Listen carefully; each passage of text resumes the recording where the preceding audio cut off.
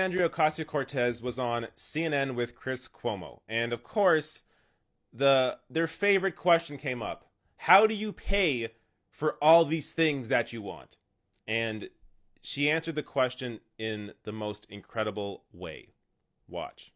And do you want to spend a lot of my tax money on these proposals that you and Bernie and others have? Medicare for all, college tuition, maybe even housing, that the Green New Deal that you have, it is all very expensive, especially on the single payer side, and that it gives people sticker shock.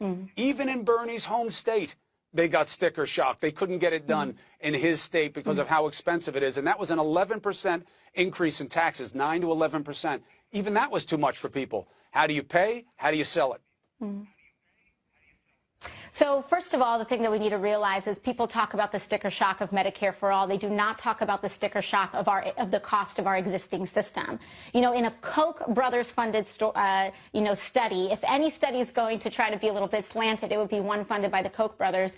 It shows that Medicare for all is actually much cheaper than the current system that we pay right now. And let's not forget that the reason that the Supreme Court upheld the Affordable Care Act is because they ruled that each of these monthly payments that everyday Americans make is a tax. And so while it may not seem like we pay that tax on April 15th, we pay it every single month, or we do pay a tax season if we don't buy, these plans off of the exchange. So we're paying for this system. We Americans have the sticker shock of health care as it is. And what we're also not talking about is why aren't we incorporating the cost of all the funeral expenses of those who die because they can't afford access to health care? That is part of the cost of our system. Why don't we talk about the cost of reduced productivity because of people who need to go on disability, because of people who are not able to participate in our economy, because they're having issues like diabetes or they don't have access to the health care that they need.